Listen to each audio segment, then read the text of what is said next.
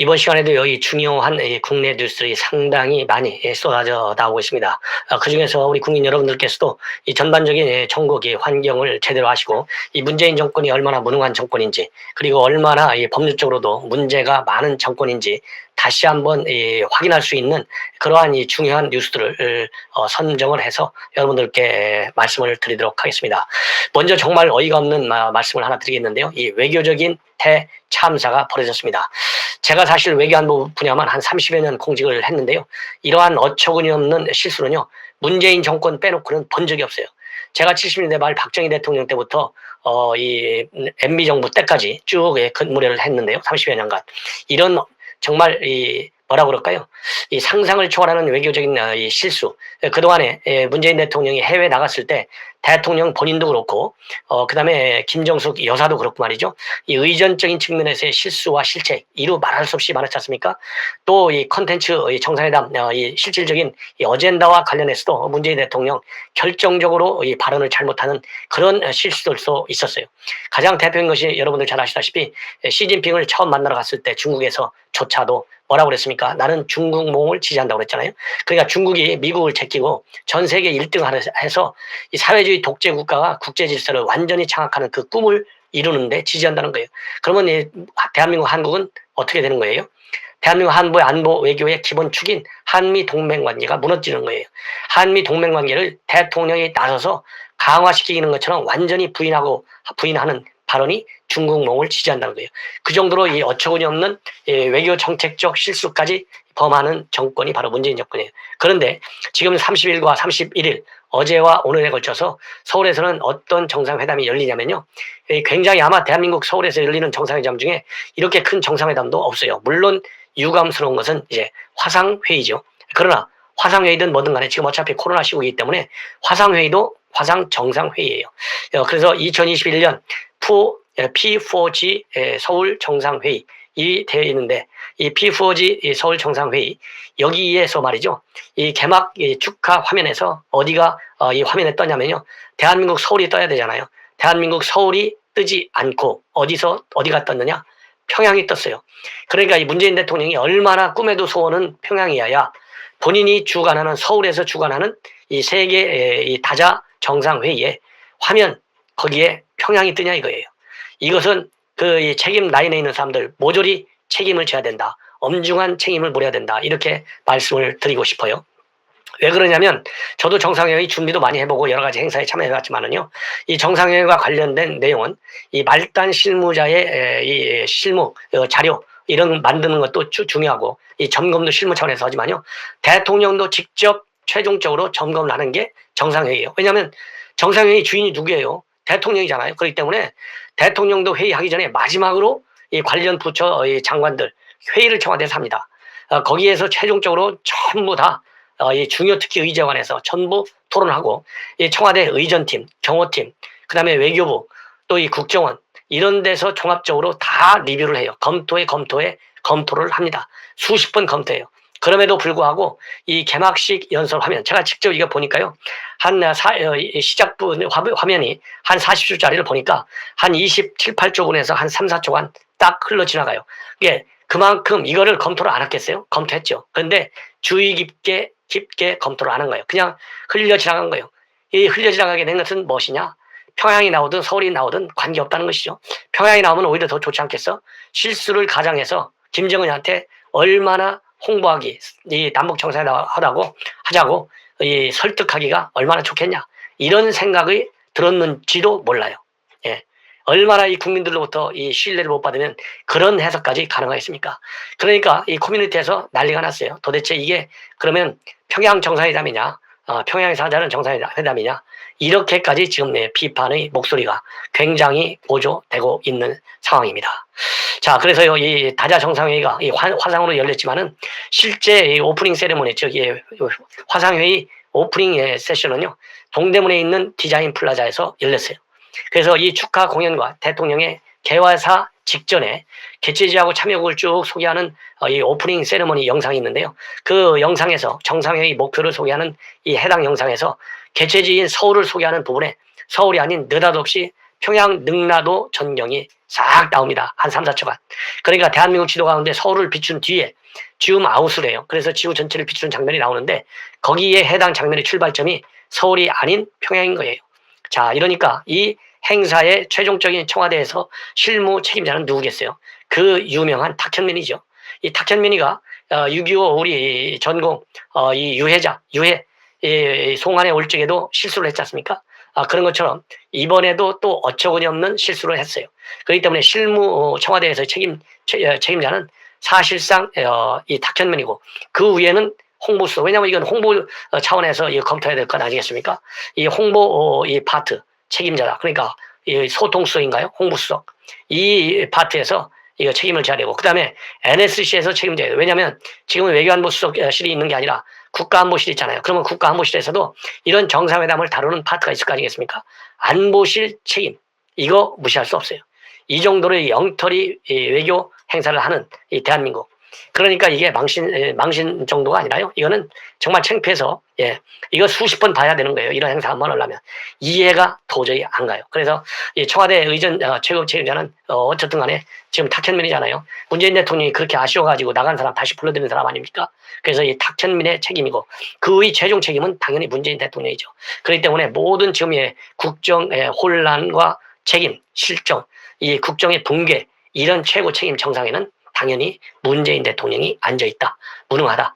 그래서 이 청와대에서는 국가안보실, 그 다음에 문재인 대통령, 그리고 외교부에서는 외교부 장관, 이런 사람들이 최고 책임을 져야 할 사람이다. 이렇게 말씀드리지 않을 수 없습니다. 그리고 오늘 중요한 의회 일정 중에는요, 이 김호수 결국은 여당이 힘으로 밀어붙였습니다. 문재인 대통령이 지시를 했잖아요. 31일까지 보고해. 그러니까 오늘 아침에 말이죠. 야당이 제대로 회의 좀 한번 하자. 이렇게 했음에도 불구하고 김호수 청문회 열지 않고 딱 3분 만에 해치웠어요. 전광 석회같이 해치웠어요. 그러다 보니까 야당에서는 이것은 민주당의 오만과 독선을 넘어서 의회 독재의 전술을 보여준 것이다. 이렇게 이제 반발하고 나섰는데요. 이럴 때 말이죠. 이 패스트 트랙 때 이 폭력으로 인해서 이 고소고발 당하고, 그러니까 아마 국민의힘이 되게 겁먹은 것 같아요. 이럴 때 제대로 딱 참석을 해서 제대로 싸우는 모습을 좀 보여달라. 아니, 대통령이 31일 날 보내달라 하면 당연히 오늘 회의가 열릴 거 아니겠습니까? 그런데 여당도 물론 가장 큰 책임은 여당이 문제죠. 이렇게 오늘 10시에 전차회의 한다. 이것도 말이죠. 야당한테 어떻게 연락한 줄 아십니까? 문자를 통해서 연락을 했다는 거예요. 자, 그러면 딱 참석을 해가지고 이 참석하든 안 하든 밀어붙이는 거 아니겠습니까? 그러면 참석해서 여당이 이런 독재 얼마나 잘못하고 있는지 화면으로라도 띄워서 보여주는 게 국민들 홍보하는 데도 훨씬 좋은 거 아니겠습니까? 왜 안 나갑니까? 이거는 야당도 전략에 실수가 있다. 저는 그런 말씀을 드리지 않을 수 없어요. 문자를 통보하고 이 파행으로 내몰고 다 99% 물론 여당 책임이다. 그러나 그 양으로 따지면 1%밖에 되지 않지만은 이 청문회 운영 전략을 좀 더 촘촘하고 꼼꼼하게 챙겨줬으면 좋겠다. 저는 그런 비판을 하고 싶어요. 자, 이러다 보니까요, 이 청문회에서 이제 통과가 됐으니까 아마 이제 오늘 퇴근 시간 직전에 임명장을 주거나 재가를 하고 임명장은 내일쯤 아마 줄 것 같아요. 그래서 이제 김호수 체제가 들어서는데요. 결국은 이제 김호수하고 박범계가 얼마나 참 이 궁합맞게 이 법치주의를 무너뜨리는지 아마도 눈으로 보지 않아도 뻔하다. 이런 말씀을 드리지 않을 수가 없습니다. 자, 그래서요. 이제 그런 상황인데, 그러다 보니까 이제 박범계도 검찰 내부에서 지금 평가가 아주 안 좋습니다. 평가까지 나갈 필요도 없죠. 인식이 아주 안 좋죠. 이런 사람이 법무부 장관을 하고 이런 사람의 법무행정 지시를 받아서 일을 한다. 이 검사들이 얼마나 열받겠어요. 그런데 오늘 그 망신스러운 일이 벌어졌어요. 이거 정말 이게 장관 차라리 내놓고 내려와라. 그렇게 자신이 없고 배짱이 없으면은, 그래도 이게 충무당에 될 때 폭력까지 쓴 사람이 이 정도 배짱이 없이 어떻게 그 당시 조폭을 했는지 알 수가 없네요. 예. 자, 오늘 말이죠. 무슨 일이 있었냐면 청주를 방문했다고 합니다. 청주에 오늘 이 박범계 장관이 청주를 방문해서 청주에 있는 아동학대 관련 이런 이 부서를 아동학대 전담 검사를 대상으로 강연도 했어요. 그러니까 어디 가서 강연했냐면 진천에 있는 연수원을 갔다고 합니다. 거기에서 강연을 했고 또 12시부터는 청주 소년원도 방문을 했다고 그래요. 거기서 학생 간담회를 가진 뒤에 화상으로 토론을 좀 했다고 합니다. 그런데 오늘 어떤 일이 있었냐면요. 진천 연수원에서 이 강연을 한 뒤에 이제 소년원 갔어요. 그 소년원의 인근에 있는 이 청주여자 교수도 교도소를 한 달 전에는 갔고, 이번에는 이제 청주 연수원에 가서 이 아동학대 전담 검사를 대상으로 강연을 했다고 합니다. 그래서 이 강연의 요지를 보면, 이 아동학대 사건은 놓치지 말고 가해자를 엄단해라. 아동을 보호하는 것이 검찰의 기본 임무다. 이렇게 되어 있다고 합니다. 그래서 이 연수원 강연을 마치고 12시부터는 소년원을 방문해서 또 학생 간담회를 가지고 학부모와 화상 면담을 진행했다고 합니다. 그런데 이제 참고적으로 말이죠. 청주 소년원은 지난 4월 달에도 한번 간 적이 있어요. 그런데 오늘 본래 가려다가 안 간 데가 어디냐? 바로 청주지검이에요. 왜 안 갔느냐? 여러분들 말씀드리지 않아도 다 아실 거예요. 제가도 이 말씀을 드린 바 있는데, 청주지검에 말이죠. 박범계, 그 다음에 그 이전에 추미애, 이렇게 현재의 이 장관, 전직 장관들이 검찰 개혁이라는 명분으로 인사살, 조직 개편 얼마나 무리하게 밀어제끼고 있지 않습니까? 그러다 보니까 그런 이 법무행정을 펴는 장관을 대상으로 항상 이 옳은 소리를 하는 검사가 하나 있어요. 바로 청주지검에 있는 정희도 부장검사죠. 형사 1부장입니다. 최선임 부장검사예요. 이 최선임 부장검사가 지난 28일 날 이 박범계 판 이 검수 완박에 관해서 상당히 비판, 이 내부망에 올렸어요. 그리고 인사학살과 관련해서도 또 박범계 장관 똑바로 대답 좀 해달라, 이런 비판을 한 거예요. 정확하게 뭐라고 얘기를 했었냐면요. 말을 듣지 않고 사표도 내지 않는 고검장들을 쫓아내기 위해서 검찰총장이 임명이 되기도 전에 검찰 인사유를 소집한 것이라고 이 많은 검사들이 의심하고 있다. 이렇게 비판하고, 그러면서 지금 검사장들은 이 사법연수원 24기에서 28기인데 보임이 된 지 1년에서 3년 정도밖에 되지 않는다. 그런데 도대체 무슨 인사 적태가 있다고 얘기하는 건지 이해할 수가 없다. 그래서 오히려 일선에서 근무하는 대부분의 검사들은 오히려 검찰 지휘부가 너무 연수화되고 있는 것을 걱정하고 있다. 이렇게 반발을 하고 반란을 제기한 바 있습니다. 자, 이러니까요, 청주지검에 가면 당연히 검사들하고 악수도 하고 인사도 하고 간단한 간담회도 해야 될 거 아니에요. 그런데 간담회 하면 만약에 의도적으로 더군다나 부장검사니까 간담회 석상에 안 갈 수도 없잖아요. 가야 되잖아요. 가면은 이 정의도 검사의 평소에 검찰 내부망에 의견을 올리는 걸 보면 가만히 있을 검사가 아니잖아요. 반드시 직격탄을 날릴 것 아니겠습니까? 더군다나 이 청주지검의 최선임 부장인 정의도 부장검사는 과거에 대검에서 이 감찰 담당을 한 경험이 있다는 거 아니에요. 그렇기 때문에 지금 현재 추미애에 이은 박범계 감찰권 행사 얼마나 잘못하고 있어요.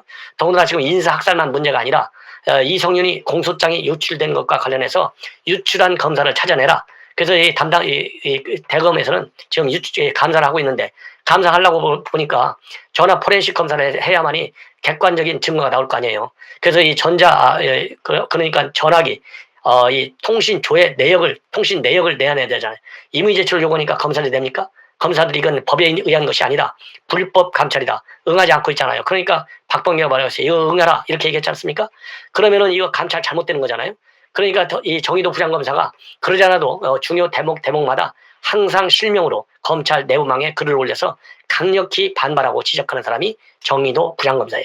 그래서 정의도 부장검사 가만히 있을 리가 없잖아요. 그러니까 가면 망신 나가잖아요. 이거 언론에 다 나올 텐데. 그러니까 전격적으로 방문을 취소해버렸어요. 이게 대한민국의 오늘날의 법무장관의 지금 행태예요. 이런 법무장관한테 우리가 지금 세금으로 봉급을 주고 있어요. 기가 막히지 않습니까? 대한민국의 법치의 근본을 무너뜨리려고 작정하고 달려드는 사람이나 마찬가지다. 이런 비판을 받고 있는 박범계한테, 추미애에 의해서, 조국에 의해서 연속 3명한테 대한민국 국민들이요, 세금으로 밥을 먹여 살리고 있어요.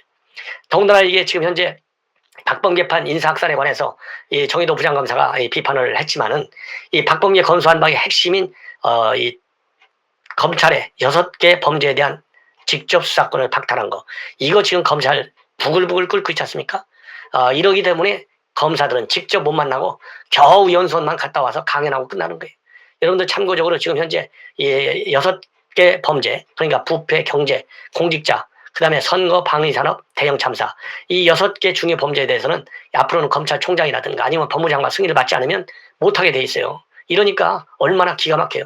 그러니까 검사들한테 검사하지 말라는 얘기나 똑같아요. 그러니까 이러한 조직 개편하는 형사소송법 위반이라는 거 아니에요?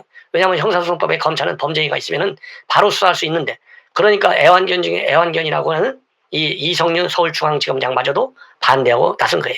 지금 이제 김호수가 내일쯤 이제 임명장을 받고 취임을 하게 되면요, 이러한 조직 개편안을 만약에 김호수가 받아들인다 그러면은 검찰총장이 직권남용죄로 걸려들 수도 있다.